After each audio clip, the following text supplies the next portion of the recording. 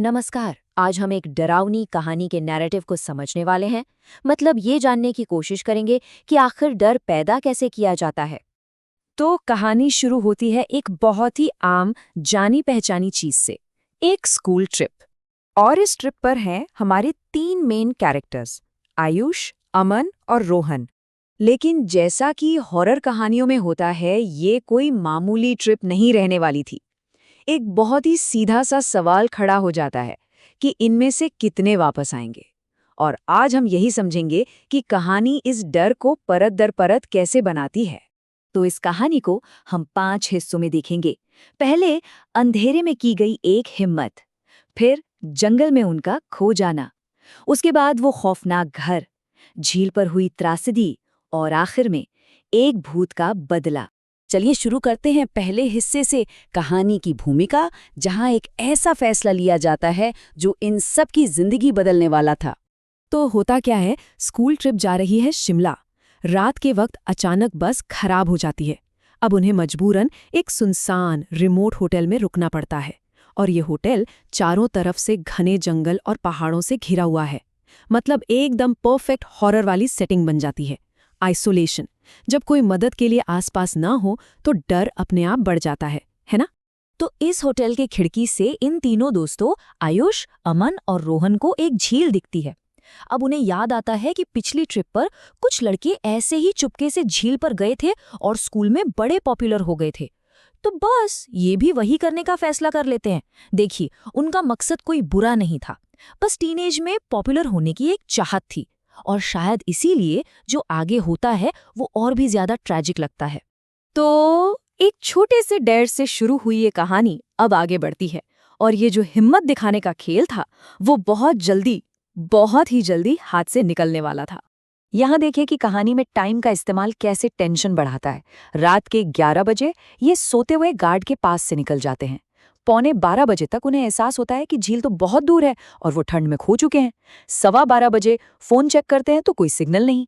और ठीक 5 मिनट बाद जब वो वापस मुड़ने की सोचते हैं, उन्हें पता चलता है कि रोहन तो गायब है। देखिए कैसे कुछ ही मिनटों में हालात बद से बदतर होते चले जाते हैं। और फिर उन्हें कुछ कदमों की आहट सुनाई देती है। अपने दोस्त को ढूंढने की उम्मीद में वो उस आवाज का पीछा करने लगते हैं। मतलब कहानी में साउंड का इस्तेमाल उन्हें और हमें भी उस डर में और गहरे खींचने के लिए किया जा रहा है। उन्हें रोहन मिल भी जाता है, लेकिन वो अब पहले जैसा रोहन नहीं था। कहानी का पहला सुपरनैचुरल मोमेंट, उसकी आंखें एकदम काली पड़ चुकी थी। सोचिए, उस पल उन दोस्तों पर क्या बीती होगी। और यहाँ से कहानी अपने क्लाइमैक्स की तरफ बढ़ती है। अब तक जो टेंशन बन रही थी वो अब एक सीधे टकराव में फटने वाली है। तो होता ये है कि रोहन, जिसमें कोई अमानवीय ताकत आ गई है, वो अमन को जोर से धक्का देता है और खुद गिर जाता है। लेकिन जैसे ही वो गिरता है, अमन अचानक उठता है और अब उसकी आंखें भी पूरी तरह से काली हैं और वो भाग जाता है। मतलब अब खतरा बाहर से नहीं बल्कि उनके अपने दोस्त के अंदर से आ रहा है, एक से दूसरे में फैल रहा है। अब बाकी के दोस्त डरे हुए अमन का पीछा करते हैं और एक पुराने खंडहर तक पहुंचते हैं। और यही कहानी का सबसे बड़ा सवाल सामने आता है कि आखिर अमन को कंट्रोल कौन कर रहा था। उस खंडहर के अंदर का नजारा बहुत ही भयानक था। उन्होंने देखा कि अमन हवा में तैर रहा है और उसके सामने एक बूढ़ी औरत है जिसका चेहरा डरावना है, आंखें पूरी तरह काली हैं, खाल लटकी हुई है और बाल बिखरे हुए हैं। यहाँ कहानीकार ने डर को एक चेहरा, एक शरीर दे दिया है और उसे धीरे धीरे डिस्क्राइब करके खौफ को और बढ़ाया है।